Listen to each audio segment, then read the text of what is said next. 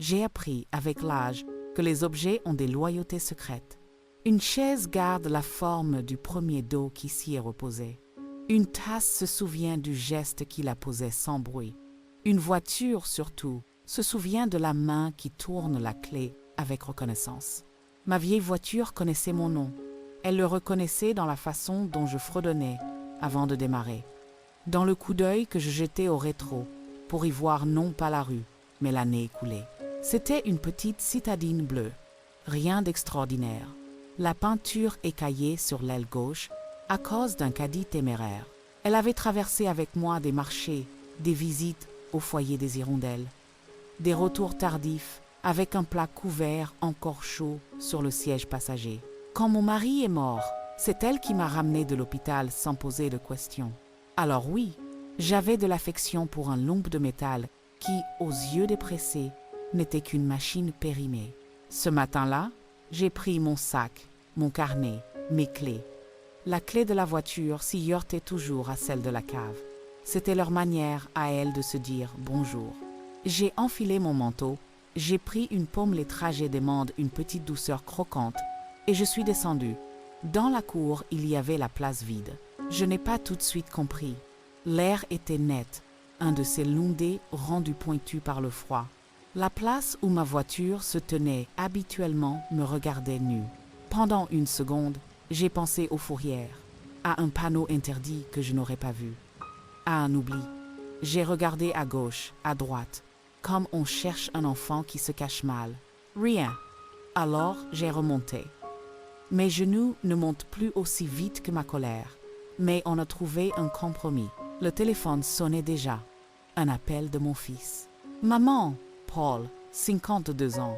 Voix qui commande aux agendas. « Bonne nouvelle, j'ai réglé le problème de ta voiture. » Le problème? Ai-je répété. Oui, on en parlait depuis des mois. Elle n'était plus sûre. J'avais peur pour toi. Il fallait faire quelque chose. Je me suis adossée au mur du couloir, juste au-dessous du cadre de la photo de classe de mes CP de 1987 petites têtes blondes et brunes. Sourire d'écorché vif. « Qu'as-tu fait, Paul ?» Il a inspiré comme un nageur. Je l'ai vendu à un professionnel, très bon prix. J'ai fait une reprise. Comme ça, tu n'as pas les soucis.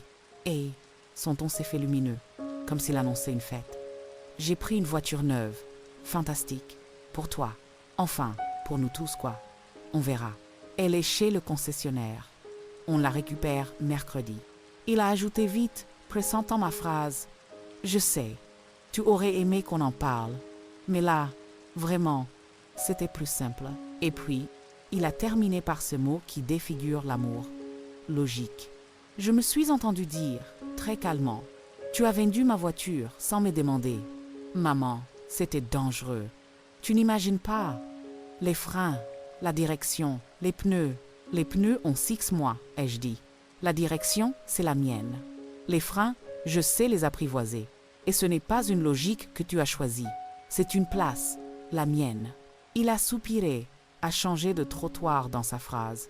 Ne dramatisons pas. On passera te prendre ce soir pour te montrer la nouvelle. Tu vas adorer. On a choisi une couleur sobre. Je n'ai pas répondu tout de suite. Dans ces silences-là, je prends l'air des montagnes. « Paul, où sont les papiers de la vente ?»« Chez moi, » a-t-il répondu. « Je te montrerai. » Et l'argent ? Versé sur mon compte, pour centraliser. On verra après. Je n'ai pas crié.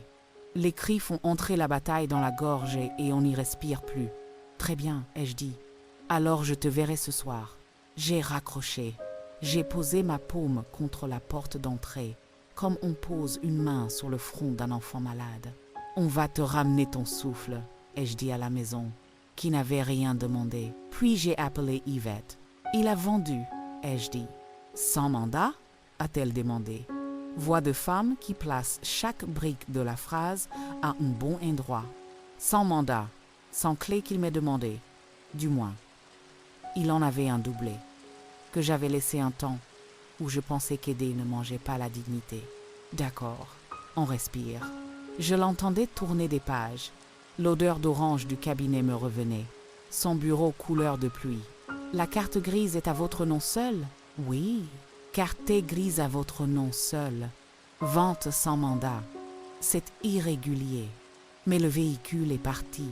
L'argent est ailleurs. On va écrire. On va aussi. Elle a laissé flotter une idée. Non, on va d'abord vous installer derrière un volant. Parce que je vous connais, Clara. Vous avez besoin de tenir quelque chose qui vous obéit quand vous tournez. Exact, ai-je dit. Il récupère une voiture neuve mercredi. Parfait, a-t-elle dit. Et j'ai entendu le sourire dans sa voix. Nous allons conduire mercredi, vous et moi. Entre-temps, passez à la banque, notez tout, et venez me voir cet après-midi. La journée s'est arrangée autour de ces gestes précis. À la banque, Al a levé les yeux vers moi, chignon fatigué et blouse impeccable. Encore nous, a-t-elle dit. Encore nous, ai-je souri. Pouvez-vous imprimer pour moi tous les mouvements liés à une concession automobile au nom de mon fils depuis 15 jours? J'avais appris à demander sans arrondir. Elle a tapé, a imprimé, a glissé les feuilles vers moi. Il y a un virement sortant important, concession X, et un entrant, reprise véhicule, à son nom. Elle a levé les yeux, prudent. Vous voulez que je... Non, je veux garder ceci, et que vous notiez la date. Merci, Hale. Dans sa manière de hoquer la tête, il y avait un petit parapluie ouvert au-dessus de ma tête. Chez Yvette, j'ai posé les papiers, j'ai posé ma voix. Je ne veux pas la guerre, je veux le volant. Nous allons vous donner les deux choses dont vous avez besoin. A-t-elle dit, la route et les mots. Elle a rédigé une lettre à la concession. J'entends être présente à la livraison du véhicule commandé. Celui-ci étant partiellement financé par des fonds provenant de la vente irrégulière d'un bien m'appartenant. Si la livraison se fait sans moi, j'en informerai la DGCCRF et je me réserverai le droit de contester la vente. Elle a ajouté, pour Paul, mise en demeure de me reverser les fonds de la reprise. Pas de colère, juste des râles. Et mercredi, ai-je demandé. Mercredi, vous conduisez, a-t-elle répété. Et si votre fils s'y oppose, vous ferez ce que les mères très civilisées font. Vous emprunterez. Et vous rendrez avec un plein d'essence et une signature. Parfois, il faut que la route passe par nos mains pour que les hommes se souviennent que nous avons des poignets. Je suis rentrée plus légère. Lorraine m'attendait sur le palier, un sac de pommes dans les bras. « Tu as cette tête de quand tu as un plan », a-t-elle dit. « J'ai un plan », ai-je confirmé. Je lui ai raconté la place vide, la conversation, Yvette, la lettre. Elle a respiré. « Tu veux conduire 1 heure ? J'ai besoin qu'on m'emmène chez le dentiste. » La camionnette de mon neveu est si capricieuse qu'elle nous rend toutes modestes. « Allons-y, ai-je dit. » Dans l'engin cabossé, j'ai retrouvé l'exact même paix que dans ma bleue. Le volant qui répond, la pédale qui obéit, la radio qui grésille sur une chanson oubliée. En rentrant, j'étais prête. Le soir, Paul est venu. Il avait ce regard embué des fils qui croient protégés alors qu'ils rangent. « Maman, tu vas voir, c'est magnifique. Écran tactile, aide à la conduite, tout. » Il a étalé les brochures sur ma table comme des cartes au trésor. Sa femme, Élise, m'a embrassé sur les joues vraiment. Elle avait cette intelligence douce qui s'excuse d'être mariée à la précipitation. « Paul veut bien faire », a-t-elle murmuré. « Oui, ai-je dit. Paul veut bien faire et s'approprie pour y arriver. » J'ai sorti la lettre d'Yvette. Paul l'a lue, un muscle sautant dans sa joue. « Exagération », a-t-il tranché. « Le droit n'exagère pas », ai-je répondu. Il aligne. Nous n'avons pas trouvé l'accord. Il a prononcé « sécurité » comme un argument qui ferme. J'ai prononcé « consentement » comme une ouverture qu'il n'a pas empruntée. Ils sont partis plus tôt qu'on ne l'aurait souhaité pour un lundi. Élise m'a serré la main en partant, 1 seconde de plus qu'une politesse. J'y ai lu une promesse de pont. Le mercredi est arrivé avec un ciel clair. J'ai mis ma robe à poche profonde, on y range les documents et les phrases. J'ai pris un taxi jusqu'à la concession. Yvette m'y a rejointe, tailleur gris tempête, cheveux retenus comme des idées fortes. La façade brillait, vitrine rutilante, clientèle photographiée souriante, rubans rouges sur des capots, Paul était déjà là, excité comme un enfant qui va ouvrir un paquet, un peu agacé de nous voir. Le commercial, homme aux dents trop blanches pour le climat, a saisi l'atmosphère d'une respiration. Yvette s'est avancée. « Bonjour, je suis l'avocate de Madame Lebrun. Nous souhaitons vérifier ensemble que la livraison se déroule dans les règles. » Le commercial a hoché la tête avec une élégance prête à l'emploi. Bien sûr. Il a pris le dossier, a lu les noms. Monsieur Lebrun est l'acheteur. Il a levé les yeux vers moi. Et voilà la maman. Il en a trop fait. Je n'ai pas mordu. Et voilà la propriétaire du véhicule repris, a précisé Yvette. Un léger flottement a installé sa chaise. Nous souhaitons que madame essaie la voiture. Paul a voulu s'y opposer. Elle n'a plus l'habitude. J'ai conduit hier, ai-je dit, et avant-hier. Et des années avant toi. Le commercial a vu la suite du film. Refuser à une vieille dame un essai, ce n'est pas bon pour les avis en ligne. Bien sûr, a-t-il répété. Nous allons faire un tour. Il a tendu les clés. C'étaient des clés sans clés, une sorte de galet qui promettait la magie. J'ai ri intérieurement.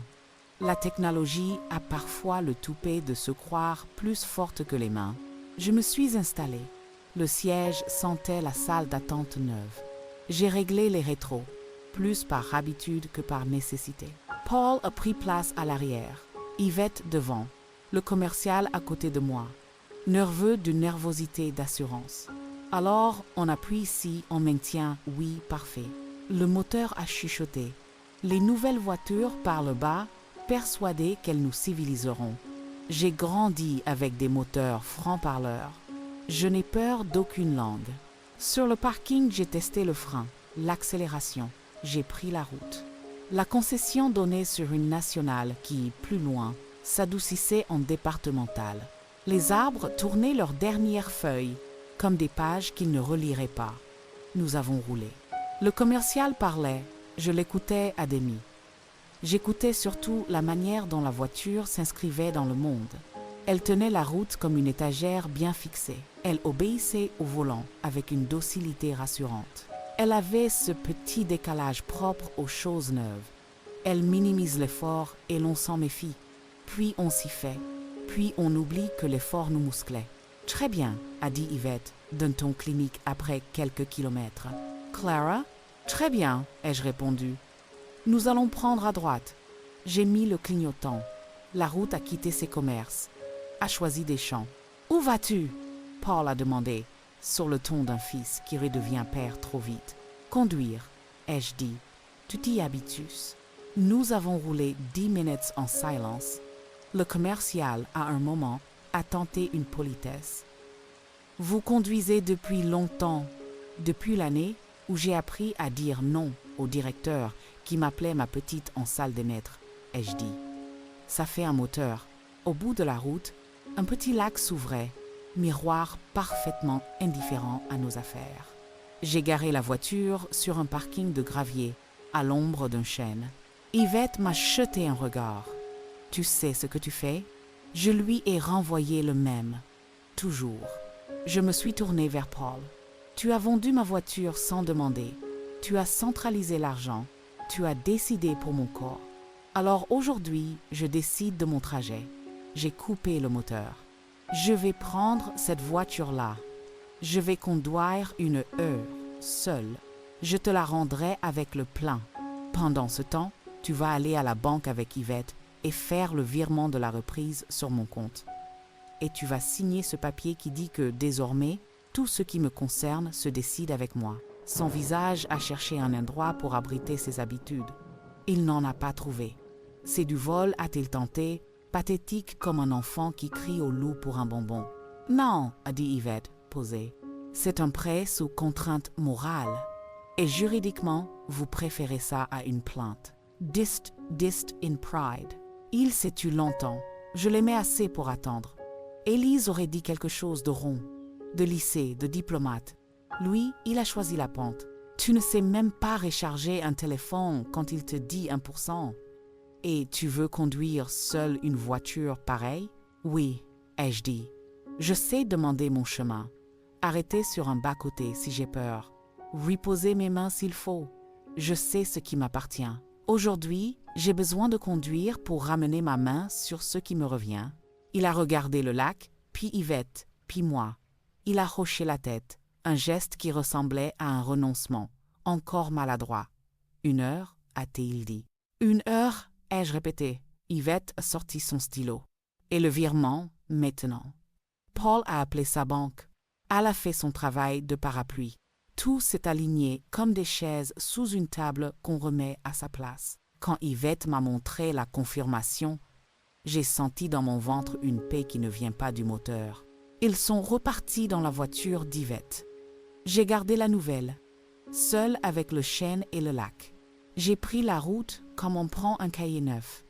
Au début, les lignes tremblent, puis l'écriture s'installe. J'ai traversé des villages qui accrochaient encore leurs guirlandes de fêtes foraines. Une boulangerie avait posé « tarte à la Mirabelle » sur une ardoise et « bon courage » sur une autre pour qui. Pour moi, j'ai décidé. J'ai acheté une tarte, je l'ai mangée dans la voiture, la boîte posée sur mes genoux, sans répandre de miettes. Il y a des disciplines qui prouvent l'âge. Je n'avais pas de destination. C'était ça, la destination. Rouler sans montrer patte blanche. J'ai fini par prendre la route de la mer. Elle n'était pas si loin. L'horizon me fait toujours l'effet d'une phrase juste. Il remet la ponctuation là où elle manque. Sur une aire, j'ai appelé Élise. « Je conduis », ai-je dit. Sa respiration a fait un bruit d'allègement. Il a fait le virement, a-t-elle dit en retour. Il a aussi dit 2 fois « j'ai eu tort ». Ça lui a fait bizarre. « Ça lui va bien », ai-je répondu. Je rends la voiture à 10 à 7 heures. Dis-lui qu'elle reviendra plus pleine qu'il ne l'a prise. « Reviens plus pleine, toi, dit Élise. Je fais des crêpes ce soir. » Je me suis garé face à l'eau. J'ai baissé la fenêtre. L'air salé a pris la place qu'on lui a donnée. J'ai reposé mes mains sur le volant et je lui ai parlé comme à une vieille connaissance que j'avais mal jugée. « Tu n'es pas à moi, » ai-je dit. « Tu n'es à personne. Tu es un outil. Mais aujourd'hui, tu m'as servi à rappeler à mon fils que je suis un sujet. Merci. » Je suis rentrée à l'heure. À la concession, Paul m'attendait, plus calme. « Elle va bien ?» a-t-il demandé, comme un enfant qui s'inquiète pour son cerf-volant. « Elle tient la route, » ai-je dit. « Et moi aussi. » J'ai tendu la clé, Galet. « Merci de m'avoir prêté ta voiture. » Il a pris la clé comme on prend une décision qu'on n'avait pas prévue. « J'ai fait le virement, » a-t-il dit, et j'ai signé. Il a sorti le papier que Yvette avait préparé. Je m'engage à ne plus prendre de décision concernant ma mère sans son accord écrit. « Très bien, » ai-je dit. « Maintenant, passons à la suite. Session takes his knee. A lot of devil a dog. La suite? Je vais racheter une voiture. Pas celle-là, elle te va. Une voiture à ma taille et à ma couleur, avec mon argent. » Et j'ai souri, avec ton accompagnement silencieux. Il a souri, un sourire fatigué d'orgueil. « D'accord, » a-t-il murmuré. « Je peux au moins venir essayer avec toi? Tu pourras t'asseoir à côté, fermer les yeux si la pédale te fait peur, et me laisser parler à la vendeuse, ai-je dit. Et tu porteras le sac. » Yvette a levé les pouces, discrète comme une bonne note. Le commercial, soulagé par le retour du scénario vendeur, a proposé des catalogues. J'ai levé la main, pas aujourd'hui. Aujourd'hui, je rentre à pied. J'ai besoin d'entendre mes pas dans la rue. Je suis partie, le soleil dans le dos, un peu de tarte encore au coin des lèvres. Les semaines suivantes ont installé les meubles.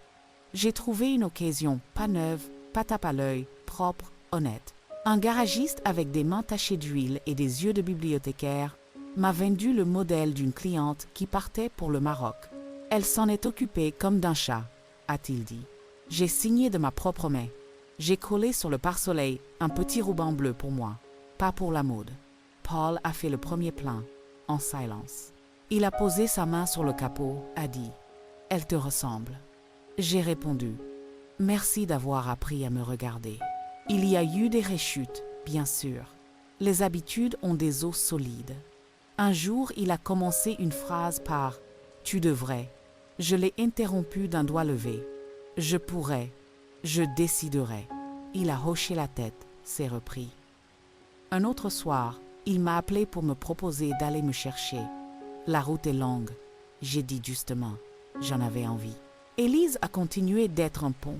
Elle est venue un samedi au foyer des hirondelles, à rempoter des plantes avec moi.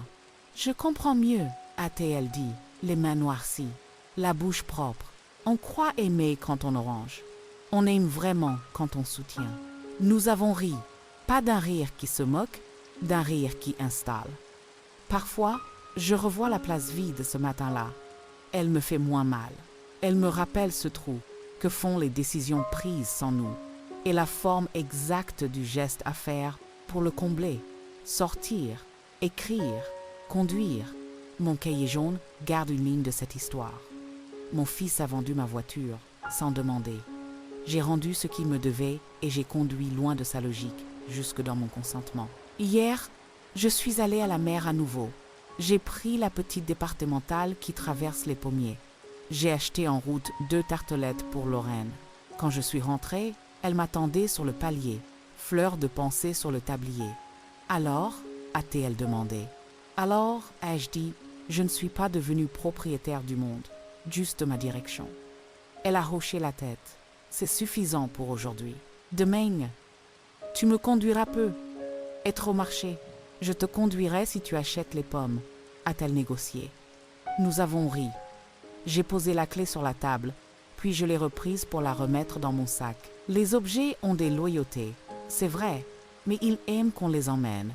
Et s'il arrive encore que quelqu'un veuille décider de mes trajets à ma place, j'ai désormais un protocole. Je prends mes papiers, ma clé, mon carnet, ma pomme. Je sors, je tourne, je roule. Et quand je reviens, le monde est resté le monde. Mais ma main, elle, a retrouvé sa place sur le volant.